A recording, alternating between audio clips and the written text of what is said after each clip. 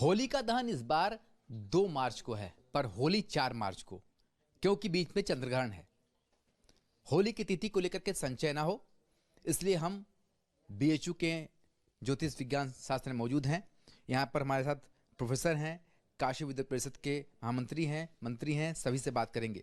गुरुजी, ज्योतिष की बात की जाए तो होली कब है और होली का दहन कब है, और बीच में गैप पड़ रहा है, तो होली को लेकर संचय बना हुआ है? नहीं, कोई भी संशय नहीं है।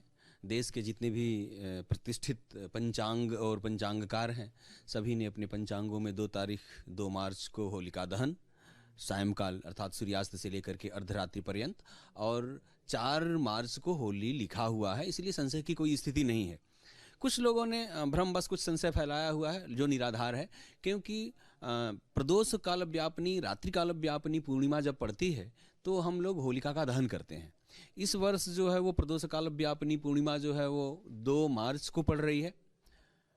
पूर्णिमा के साथ भद्रा का भी आरंभ होता है, तो इस वर्ष भी पूर्णिमा के साथ भद्रा का आरंभ हो रहा है, परंतु भद्रा का जो मुख है वो अर्धरात्रि के बाद हो रहा है और होलिका का दहन अर्धरात्रि के पूर्व करना ही शास्त्रोचित माना जाता है। इसीलिए सूर्यास्त से लेकर के और अर्धरात्रि पर्यंत आप भद्रा में भी होलिका दहन कर सकते हैं, क्योंकि भद्रा जो है प्रातः काल पर्यंत है, सुबह के 4 बजे के आसपास तक है। तो ऐसी स्थिति में होलिका दहन 2 को ही हो जाएगा। 3 तारीख को चंद्र ग्रहण के कारण कुछ भी नहीं होगा। आप चंद्र ग्रहण के जो नित्य नैमित्तिक जो आपके चंद्र ग्रहणोपलक्षित कर्म हैं उन कर्म को करिए।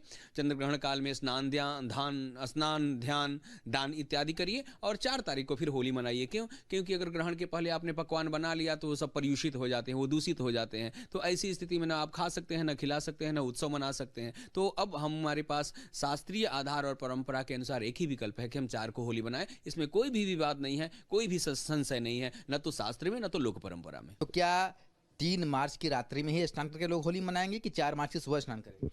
3 मार्च के रात्र में ही स्नान करेंगे, क्योंकि ग्रहण के उपरांत स्नान का विशेष महत्व है।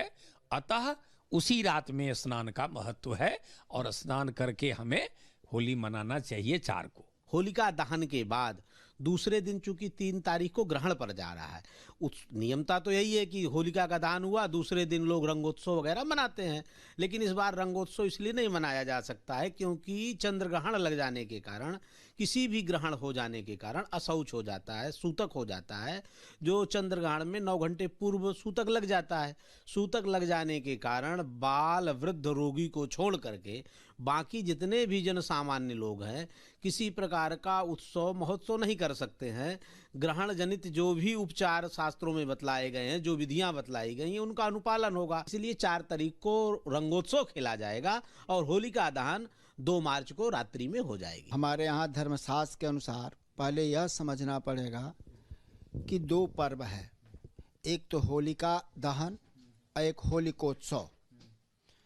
होलिका दहन जब भी होगा, जब पूर्णिमा में होगा और निशीथ व्यापनी या रात्रि व्यापनी, मध्य रात्रि व्यापनी पूर्णिमा मिलनी चाहिए।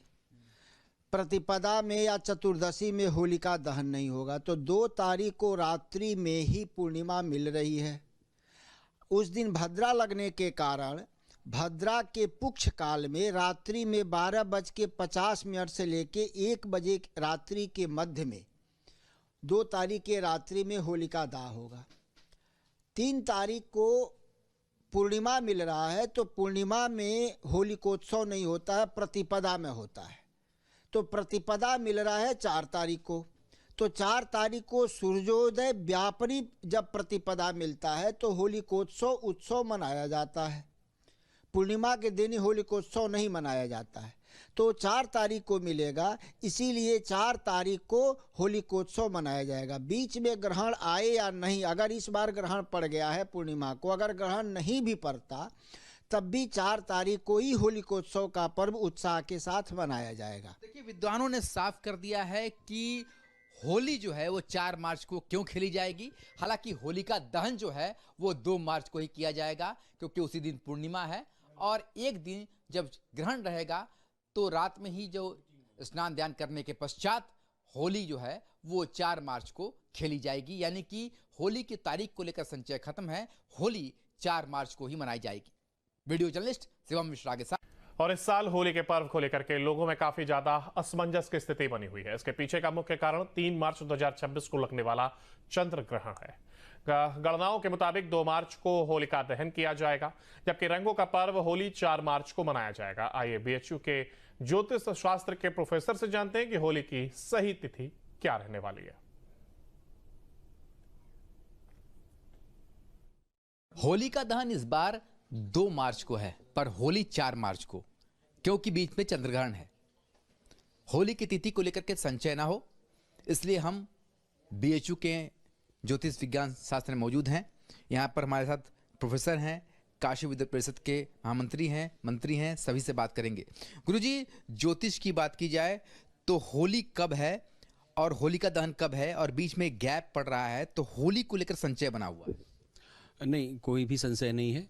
देश के जितने भी प्रतिष्ठित पंचांग और पंचांगकार हैं, सभी ने अपने पंचांगों में 2 तारीख 2 मार्च को होलिका दहन, सायंकाल अर्थात सूर्यास्त से लेकर के अर्धरात्रि पर्यंत, और 4 मार्च को होली लिखा हुआ है, इसलिए संशय की कोई स्थिति नहीं है। कुछ लोगों ने भ्रमवश कुछ संशय फैलाया हुआ है जो निराधार है, क्योंकि प्रदोष काल व्यापनी, रात्रि काल व्यापनी पूर्णिमा जब पड़ती है तो हम लोग होलिका का दहन करते हैं। इस वर्ष जो है वो प्रदोष काल व्यापनी पूर्णिमा जो है वो 2 मार्च को पड़ रही है। पूर्णिमा के साथ भद्रा का भी आरंभ होता है, तो इस वर्ष भी पूर्णिमा के साथ भद्रा का आरंभ हो रहा है, परंतु भद्रा का जो मुख है वो अर्धरात्रि के बाद हो रहा है, और होलिका का दहन अर्धरात्रि के पूर्व करना ही शास्त्रोचित माना जाता है। इसीलिए सूर्यास्त से लेकर के और अर्धरात्रि पर्यंत आप भद्रा में भी होलिका दहन कर सकते हैं, क्योंकि भद्रा जो है प्रातः काल पर्यंत है, सुबह के 4 बजे के आसपास तक है। तो ऐसी स्थिति में होलिका दहन 2 को ही हो जाएगा। 3 तारीख को चंद्र ग्रहण के कारण कुछ भी नहीं होगा। आप चंद्र ग्रहण के जो नित्य नैमित्तिक जो आपके चंद्र ग्रहणोपलक्षित कर्म है उन कर्म को करिए। चंद्र ग्रहण काल में स्नान ध्यान दान इत्यादि करिए, और 4 तारीख को फिर होली मनाइए। क्यों? क्योंकि अगर ग्रहण के पहले आपने पकवान बना लिया तो वो सब पर्यूषित हो जाते हैं, वो दूषित हो जाते हैं। तो ऐसी स्थिति में ना आप खा सकते हैं, ना खिला सकते हैं, ना उत्सव मना सकते हैं। तो अब हमारे पास शास्त्रीय आधार और परंपरा के अनुसार एक ही विकल्प है कि हम 4 को होली बनाएं। इसमें कोई भी विवाद नहीं है, कोई भी संशय नहीं है, न तो शास्त्र में न तो लोक परंपरा में। तो क्या 3 मार्च की रात्रि में ही स्नान करके लोग होली मनाएंगे कि 4 मार्च की सुबह स्नान करेंगे? 3 मार्च के रात्र में ही स्नान करेंगे, क्योंकि ग्रहण के उपरांत स्नान का विशेष महत्व है। अतः उसी रात में स्नान का महत्व है, और स्नान करके हमें होली मनाना चाहिए 4 को। होलिका दहन के बाद दूसरे दिन चूंकि 3 तारीख को ग्रहण पड़ जा रहा है, उस नियमता तो यही है कि होलिका का दहन हुआ, दूसरे दिन लोग रंगोत्सव वगैरह मनाते हैं। लेकिन इस बार रंगोत्सव इसलिए नहीं मनाया जा सकता है क्योंकि चंद्र ग्रहण लग जाने के कारण, किसी भी ग्रहण हो जाने के कारण अशौच हो जाता है, सूतक हो जाता है, जो चंद्र ग्रहण में 9 घंटे पूर्व सूतक लग जाता है। आपके मोबाइल पर तुरंत आएगी ब्रेकिंग न्यूज। स्क्रीन पर सबसे पहले दिखेगी बड़ी खबर। देश दुनिया की हर खबर एक जगह। अब आपके मोबाइल पर तुरंत फटाफट इंस्टॉल कीजिए न्यूज़ नेशन ऐप और रखिए खुद को अपडेट।